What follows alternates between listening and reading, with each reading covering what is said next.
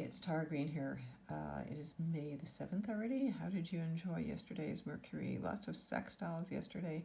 The moon is still sailing through Cancer, still in its home sign. So we've been all about the food, all about the nurturing, all about the family, right? So today, so on the upper side there, that is yesterday's, the 6th. You can see all those nice little sextiles and trines.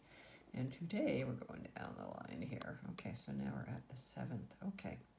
So the moon's still in Cancer until early in the morning now. The darker and bold is Pacific Daylight Time, and the lighter is Eastern Daylight Time. So the moon's still in Cancer until the morning. So your dreams, the moon rules the dream world, the unconscious, the mother, the womb. Your dreams might be influenced by the planets that the moon touches tonight. So the moon opposed Pluto. Actually, that's coming up. Moon opposed Pluto. So that can be the dreams where the Nazis come into your dreams, where your fears, your paranoia, the villains are chasing you around, whatever those villains are. There are classic fears about, falling off a cliff, or, running around naked, or your teeth falling out, or, whatever that is. So those are classic fear dreams. So pay attention to the fears coming up in your dream. It's important to pay attention to them. Everybody's dreams have been very, very powerful, and especially now, with Jupiter at the very last degrees of Pisces, right? Jupiter will enter Aries in only 3 days. So really, this could be the most intense time, because Jupiter is squaring the galactic center, the great big black hole, the cosmic yoni at the center of our galaxy, 28,000 light years away, but still very, very important. So tune into those galactic messages. I have been really getting some pretty big downloads these days. And to stay really focused on that, okay? I find also as Jupiter's coming to the end of its sojourn in Pisces right now, now remember, it will be back. This is just a kind of finishing up a short journey. It will be back into Pisces when it turns retrograde October the 28th. And then it will until December the 20th, okay, be in Pisces again, covering these same last degrees, 28, 29, the most powerful Piscean degrees, the most karmic degrees. So I'm feeling that things are very, very intense right now. And I think everybody really needs to wake up to what's really going on. Everything is a shit show. Everything is an illusion. I mean, if there's one thing that you have to learn, I know more and more people are waking up, but everything you've been taught, all of history, all these illusions, all the shoulds, all the cultural norms, everything is an illusion. Everybody's been enslaved. Okay, it is time to really wake up. And I'm betting dollars on this, that as Jupiter enters Aries, it's a 5-alarm fire, because Aries, 0 degrees Aries, the first sign of the zodiac. Jupiter hasn't been there in 13 years. And every planetary cycle builds on its previous one. So we're always learning more, we're always growing more. But right now, pay attention to your dreams. Great time to meditate, tune into the galactic center. Okay, you can see it in the night sky, big black area in the middle of the Milky Way.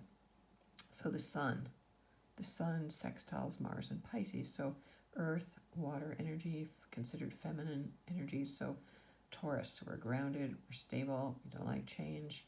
But that really brings in Mars and Pisces. We're still very heavily, still 3 planets in Pisces right now. Mars and Pisces bringing us incredible dreams and visions, and has to go beyond what you thought you knew before. I remember seeing a YouTube thing on its zoo tour years ago, and it was like, everything you were taught was a lie. That's basically true. And my old teacher, Stuart Wilde, used to talk about that too. So the moon in Cancer, you might want to unravel some family skeletons and family lies about how you thought it was, the projections, the belief systems that are not real, and projections on yourself too. So the moon is trining Jupiter in Pisces again, in the middle of the night, in Pacific Daylight Time, still early in the morning, in Eastern Daylight Time. So again, dreams, creativity, imagination, super high right now. And then the moon goes void of course, which means it's not making any classical aspects to any traditional planets anymore, which is out to Saturn. And then the moon will then enter Leo.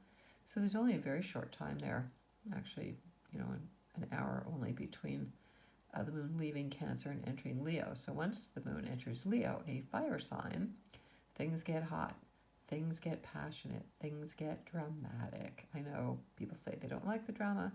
Leos love the drama. Pisces like the drama too. So the moon in Leo. So it's time to move from your heart. Leo rules the heart. So Leos are proud and courageous and daring and strong. So, in the tarot, the symbol of Leo is the strength card traditionally. In some decks, yes, it is Libra, but, Leo strength, that's the Coeur de Lion, Richard the Lion-hearted and all that stuff, right? And the female lion, the lioness, is the strongest, the fiercest, the protector of her cubs. So the moon enters Leo, our energy goes up, the temperature goes up. We want to have fun, we want to party, we want to be the stars of the show.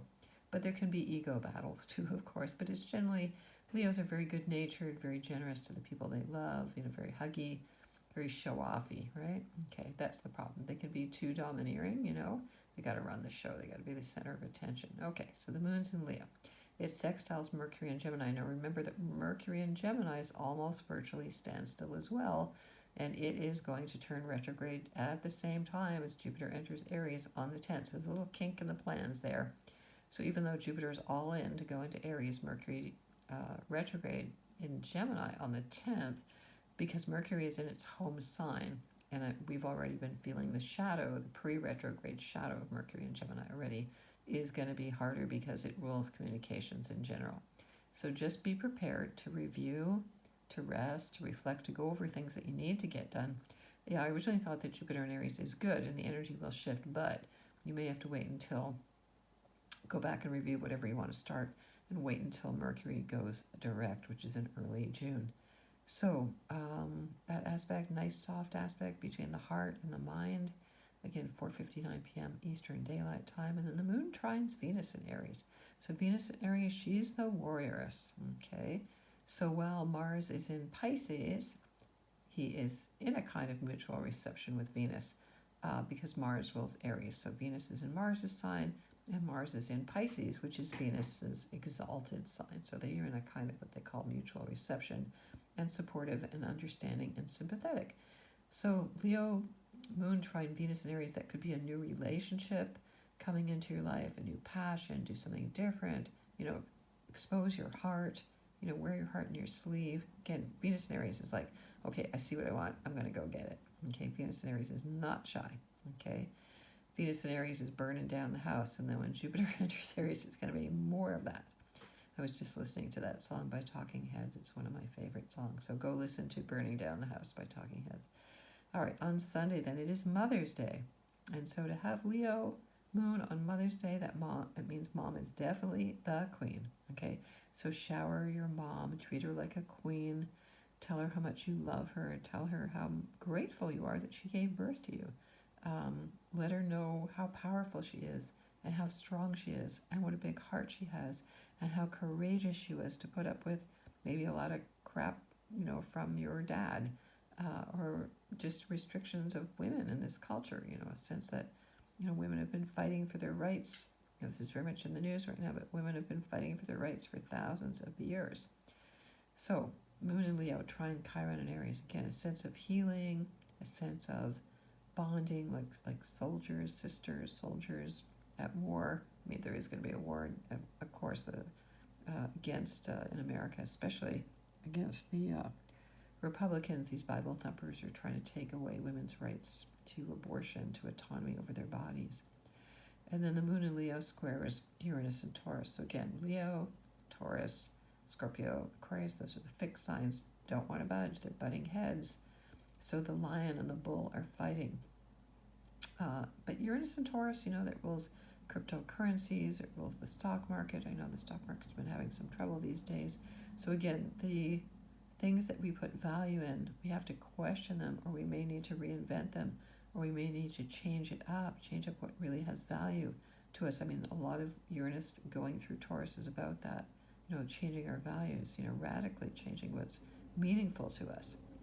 So the Leo moon then in conjuncts Mars and Pisces. So later in the evening on Sunday, you might want things to be all beautiful, and there may be issues with projections, but so make sure you stay in your heart. Okay, there could be illusions, or Mars and Pisces can be denial, can be martyrdom, can be an ability to accept love, can be self-sabotage. So things might kind of go awry. The best laid plans might go awry at that point. Also, Leo square Uranus is also that energy. And then the moon squares the sun. So we are only a week away from a big eclipse, okay? A big solar eclipse in Scorpio. So I'm going to do a workshop on that day, on the 15th. So if you want to join me, you want to find more information about that, just email me through my website at taratarot.com. So enjoy the weekend, Mother's Day. Even if your mother's deceased, you remember your mom. My mom's been passed on since 2009. Think about your mom. She's always there in spirit. You can always talk to her if there's unfinished business. Again, that square from the moon to Chiron, or the trine there also, is about really just letting your mom know how much you love her, and to know that she unconditionally loved you, no matter what it looked like. Okay, so I want to wish you all the best blessings. Again, I'm offering Mother's Day specials for readings. So again, go to my website, taratarot.com. Blessings.